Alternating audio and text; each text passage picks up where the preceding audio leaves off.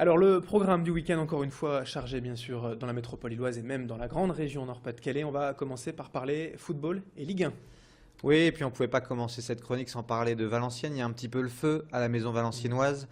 Une défaite chez la Lanterne Rouge à Sochaux, 2-0. Un contre à la 12e et puis un coup de pied arrêté à la 18e. Et voilà, Valenciennes, dernier du championnat de Ligue 1. Alors, on en avait parlé ensemble.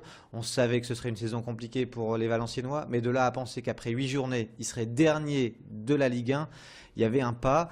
Et ce pas a été franchi à Sochaux avec cette défaite. Alors, malgré tout, les Valenciennois ont eu 12 occasions, 58% de possession du ballon. Dosevi qui a été au four et au moulin. Mais quand ça veut pas, ça veut pas. Et au final, une victoire, 7 défaites, 4 buts marqués, 14 encaissés. Et voilà les Valenciennois en très très délicate posture. Et la question qui se pose tout de suite, c'est celle de l'entraîneur, Daniel Sanchez. Alors la question lui a été posée en conférence de presse. Allez-vous démissionner? Il a répondu d'emblée, démissionner, c'est pas mon genre. Mais la vraie question, c'est combien de temps encore le président Jean-Raymond Legrand lui accordera toute sa confiance? Parce que là, les Valenciennois ont besoin d'un déclic. Espérons pour eux que ce sera lors de la prochaine journée face à Reims, à la maison, mais il n'empêche que la situation est bien compliquée pour les Valenciennois. Oui, et puis ce ne sera pas forcément évident. Reims a fait un très beau match hier soir à domicile contre Monaco, hein. Monaco, forcément, l'une des équipes favorites de la Ligue 1. Le LOSC, en revanche, très bon match nul à Lyon ce week-end. Ouais, plus qu'un très bon match nul parce que au-delà du résultat, on pourrait presque dire que ça a été pour l'instant leur meilleur match de la saison.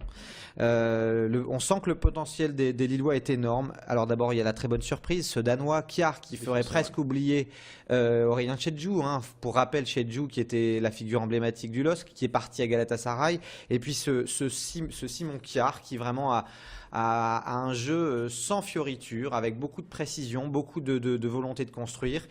Juste devant, c'est Balmont Mavouba, le ballon ça circule bien. Et puis un duo Kalou Roux, qui même s'il n'a pas été récompensé à Gerland, va l'être dans les prochaines semaines parce qu'il y a beaucoup de technique, beaucoup de vivacité dans ce duo.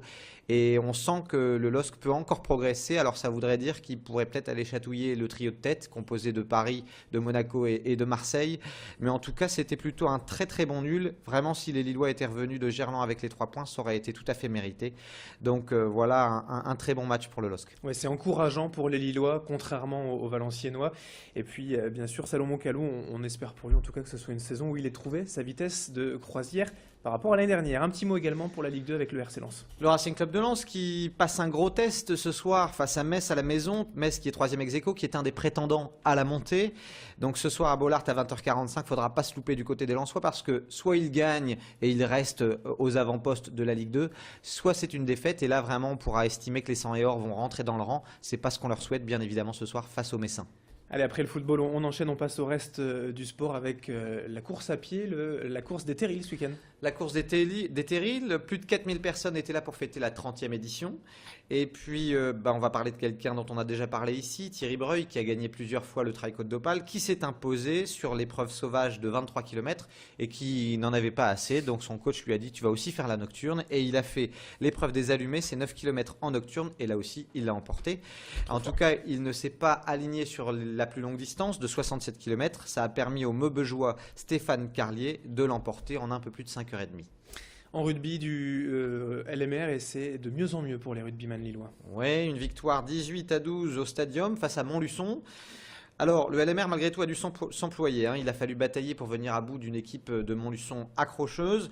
Il y a encore beaucoup d'approximations, mais comptablement, c'est une bonne opération pour les Lillois parce qu'ils les voient la 3e. Alors, Massy est déjà loin devant, mais les Lillois se sont replacés. Il manque encore peut-être un match référence pour Lille, peut-être face à Nevers. Mais en tout cas, malgré ce manque de réalisme et ce manque de précision peut-être dans le dernier geste, le LMR est sur la bonne voie. Ils viennent d'enchaîner 2 victoires. Le week-end dernier face à Bobigny, cette semaine face à Montluçon. Il faut vraiment confirmer face à Nevers et on pourra estimer que le LMR est quand même dans le bon tempo dans ce championnat de première division fédérale. On enchaîne avec le handball chez les garçons et chez les filles aussi. Oui, alors l'USDK qui avait perdu sa première journée en Ligue des Champions face à une équipe polonaise a à nouveau perdu cette deuxième journée de Ligue des Champions face à Plock. Une défaite à la maison 25-28, malgré tout un bon match, mais sur la fin les Dunkerquois ont craqué. Heureusement, c'est qu'entre ces 2 journées en championnat, l'USDK s'était rassuré en allant gagner à Célestat 24-21 en championnat de première division. mais que l'apprentissage est difficile pour Dunkerque en Champions League.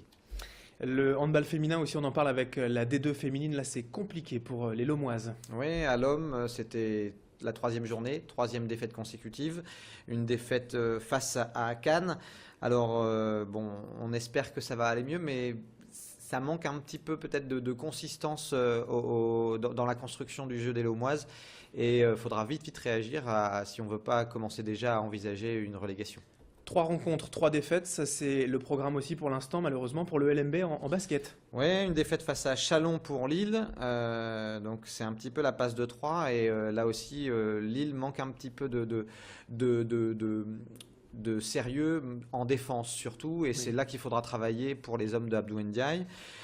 Défaite aussi d'Orchi face à une équipe alsacienne, je vais le dire mais c'est pas simple, c'est Soufelsweiserheim. Oui, c'est pas facile, je vous l'accorde. Et puis le Portel aussi qui a perdu face à Fossum-sur-Mer. Par contre, en Pro B, Boulogne qui a battu Évreux et Boulogne qui est 3e de Pro B. Allez, on termine rapidement avec les équipes qui vont démarrer leur saison enfin début octobre. Ce sera ce week-end. D'abord, Ligue féminine, la reprise de la Ligue féminine, et donc le SBVA qui reprend le chemin des parquets, mais aussi Arras et Saint-Amand. Et puis en volley, un petit mot sur le TLM qui va démarrer sa saison avec l'Open de la Ligue à Rouen.